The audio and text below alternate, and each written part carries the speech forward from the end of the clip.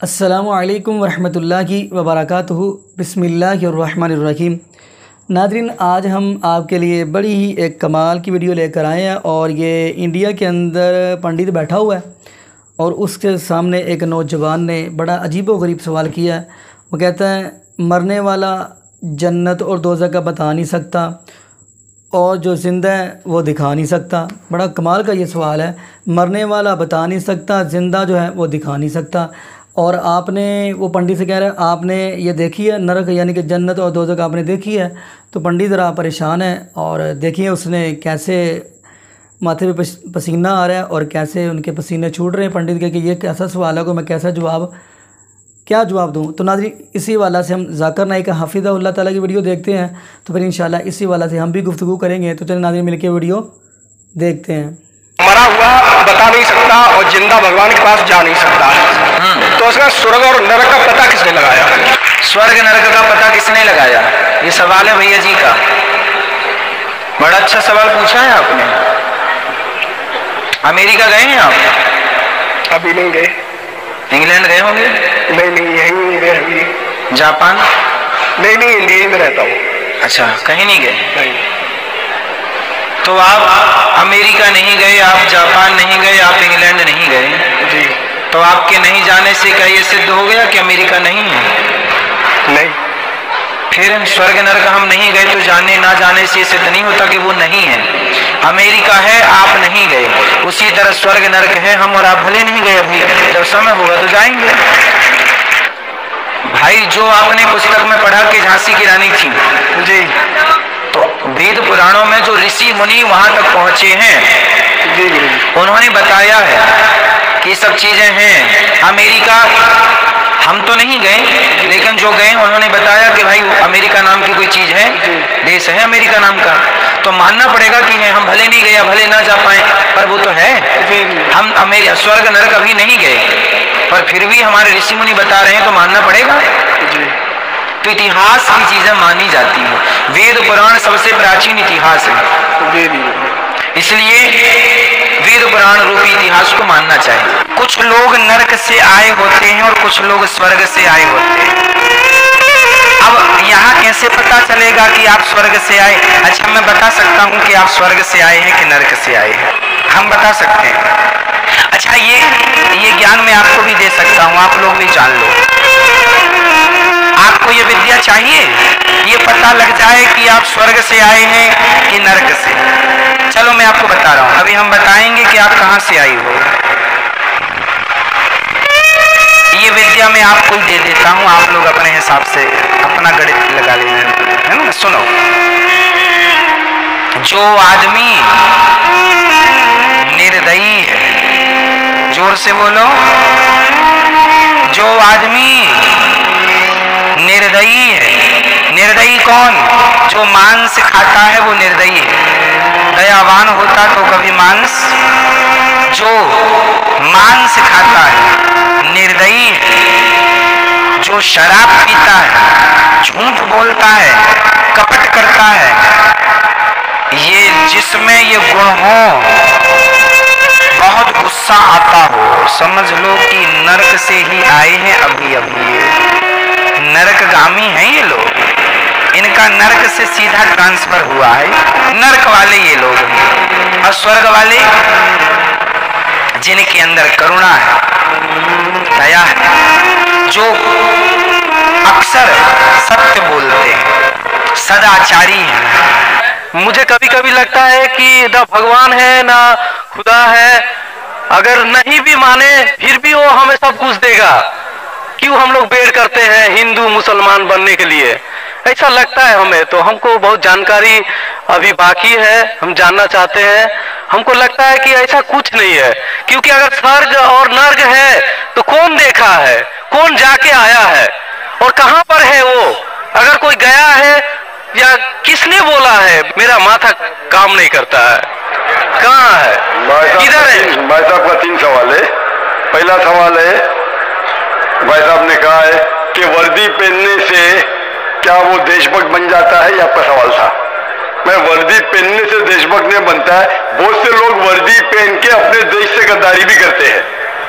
तो वर्दी पहनने वाला देशभक्त जरूरी नहीं जो अपने देश की रक्षा करता है और देश के लिए काम करता है वो सही इंसान है। वर्दी जरूरी नहीं, वर्दी है या नहीं है वो कुछ अहम क्राइटेरिया नहीं। दूसरा सवाल आप चाहते कुरान मजीद मुझसे ले पा सकते हैं। तीसरा कि मैं कभी सोचता हूं कि खुदा है क्या नहीं है, क्यों लोग आपस में झगड़ते, स्वर्ग है क्या नहीं है, किसने देखा स्वर्ग है क्या नहीं है, तो क्या करना क्या जानना। भाई साहब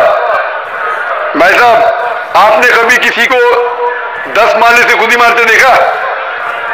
भाई साहब नहीं देखा तो 10 माले से खुदी मारेंगे? मारो खुदी ना, क्यों नहीं मारेंगे? क्यों नहीं मारेंगे? क्योंकि मर जाएंगे। नहीं देखा फिर भी यकीन है। आपने किसी को मरते हुए देखा 10 माले से खुदी मारते हुए? नहीं सर। सुना सिर्फ ना, सुना यकीन किया ना अपनी बुद्धि पे।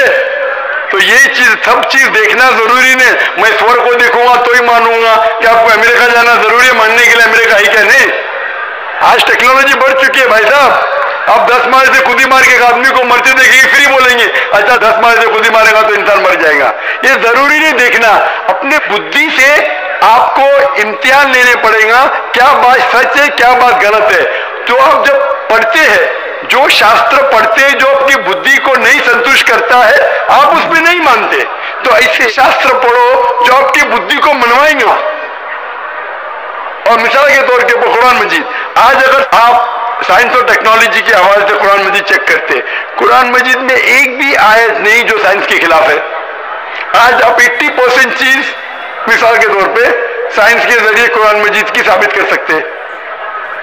20% एम्बिग्यूअस है, नीदर सच नीदर गलत। मिसाल के तौर पे साइंस ने ये साबित नहीं की क्या स्वर्ग है या नरक है, बराबर।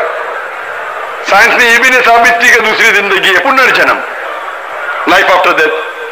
लेकिन अगर 80% 100% सही है, 20% डाउटफुल है, नीदर राइट नीदर रॉन्ग, मेरी लॉजिक कहती है कि इंशाअल्लाह ये 20% भी सही रहेंगी। ये अंधविश्वास नहीं है, ये लॉजिकल विश्वास है।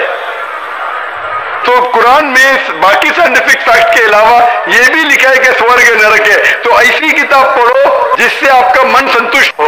आप कुरान मजीद पढ़ो, इंशाअल्लाह आपको यकीन आएगा स्वर्ग और नरक में। आप आके कुरान मजीद ले सकते हो भाई साहब। सर स्वामी विवेकानंद बोलते हैं कि स्वर्ग और नर्क अपना दिल में है, तो ये कैसे बोल दिया? ये बहुत बड़ा पंडित है। स्वामी विवेकानंद ना कि खुदा है क्या? आप वेद की बात मानेंगे, स्वामी विवेकानंद की बात मानेंगे? सर हम लोग यंग तो बहुत उसको फॉलो करते हैं। अगर कोई आदमी ने गलत किया, इंसान गलती कर सकता है क्या नहीं? इंसान गलती कर सकता है क्या नहीं? कर सकता है सर। कर सकता है। तो कोई इंसान कुछ चीज कहता है, आपको देखने पड़ेगा वो सही है क्या गलत है। मैं भी इंसान हूं, मैं भी गलती कर सकता हूं। गलती क्या तो बोलूंगा सॉरी भाई इंसान हूं, गलती कर सकता हूं। कर सकते क्या नहीं? तो अगर स्वामी विवेकानंद वेद के खिलाफ बात करते उसकी बात मत मानो, जो बात वो वेद के मुताबिक करते वो बात मानो। आप समझ रहे? मेरा भी कोई जुमला मिला जो कुरान के खिलाफ है, मेरे जुमले को भी फेंक दो ना। स्वामी विवेकानंद दूर की बात है, मैं अगर कुछ कुरान और सही हदीस के खिलाफ बोल रहा हूं तो मेरी बात भी मत मानो। मेरा 2 स्टैंडर्ड नहीं, मेरा डबल स्टैंडर्ड है, 1 स्टैंडर्ड है। जो खुदा ने बोला खुदा की किताब को मानो, उसके ऊपर अमल करो। लोग अक्सर आपको खुदा की किताब से दूर लेके जाते। मैं यहाँ आया हूँ लोग को खुदा की किताब के नजदीक लेके आने के लिए। जी नाज़रीन, आपने ये वीडियो मुलाज़ा फरमाई, तो आइए नाज़रीन हम भी इसी वाला से बात करते हैं। कुरान कह रहा है मसलुल जन्नतिल्लती वुइदल मुत्तकून फ़ीहा अनहारुम मिन गैरि आसिन व अनहारुम मिन लबनिन लम यतगय्यर ताअमुहु। अल्लाह पाक कुरान पाक के अंदर फरमा रहे हैं 26 सिपारा फरमाया कि मैंने इनके लिए जन्नत तैयार की है। तो नाज़रीन देखिए, अगर हम कहें हमने भी जन्नत नहीं देखी, लेकिन हमारा ईमान है, हम ईमान गैब पे रखते हैं। यकीन मानिए, अब ऐसे ही नबी पाक सल्लल्लाहु अलैहि वसल्लम के सहाबी की तरफ देखते हैं। जब नबी पाक सल्लल्लाहु अलैहि वसल्लम ने एक यहूदी के साथ ऊँट का सौदा कर लिया, नबी पाक सल्लल्लाहु अलैहि वसल्लम पैसे लेने चले गए और पीछे से उस यहूदी ने ऊँट किसी और को बेच दिया ज़्यादा पैसों में, और वो बाद में नबी पाक सल्लल्लाहु अलैहि वसल्लम आए तो वो मुकर गया। तो आगे से कहने लगा अल्लाह के नबी से कि आप गवाह पेश करें। अब वो कह रहा है गवाह पेश करें जिसने हमें ये सौदा करते हुए देखा है। तो नबी पाक सल्लल्लाहु अलैहि वसल्लम खामोश हैं। तो नबी पाक सल्लल्लाहु अलैहि वसल्लम के सहाबी हैं, सहाबी आए हैं। वो कौन है? हज़रत खुज़ैमा रज़ी अल्लाह तआला अन्हु। तो फरमाते अल्लाह के नबी जी मैंने देखा है सौदा हुआ। नबी पाक फरमाने लगे आप तो यहाँ पे मौजूद ही नहीं थे। तो हज़रत खुज़ैमा ने बड़ी कमाल की बात की, कहने लगे अल्लाह की नबी जी आपने हमें कहा कि रब्बुल आलमीन की ज़ात है, हमने नहीं देखी, लेकिन आपने कहा है तो हमने मान लिया। आपने कहा जन्नत है, हमने नहीं देखा, हम फिर भी जन्नत को मानते हैं। आपने बताया तो हम मान रहे हैं। आपने कहा जहन्नम है, हमने नहीं देखा, लेकिन आप कह रहे हो तो हम मानते हैं। अल्लाह के नबी जी आपने कहा कि अल्लाह के फ़रिश्ते हैं, हमने नहीं देखे, आप कहते हो तो हमने मान लिया। अल्लाह के नबी यहाँ पे हमने वो मान लिया, मैं यहाँ ये भी बात मानने के लिए तैयार हूँ कि आपने सौदा किया है। तो इस वजह से अल्लाह के नबी पाक ने हज़रत खुज़ैमा को बहुत बड़ी एक अथॉरिटी यानी कि ओहदा दिया। फरमाया कि हज़रत खुज़ैमा जहाँ भी कोई मसला बनेगा है तो हज़रत खुज़ैमा की एक ही बात है, यानी एक ही गवाही है, ये दो बंदों की गवाही जितना इनको ओहदा दिया गया है। गवाही एक देगा लेकिन शुमार दो बंदों जितनी गवाही की जाएगी। तो नाज़रीन हमारा तो ईमान है, हम गैब पर ईमान रखते हैं। तो इंशाअल्लाह वो दिन जब हम इस दुनिया से जाएंगे और क़यामत का दिन होगा, इंशाअल्लाह वहाँ पे अल्लाह रब्बुल आलमीन हमें राज़ी करेंगे, क्योंकि हमारा कुरान के ऊपर भी यकीन है, क्योंकि कुरान पाक के अंदर अल्लाह पाक ने बार बार कहा है कि मैंने इनके लिए जन्नत तैयार की है।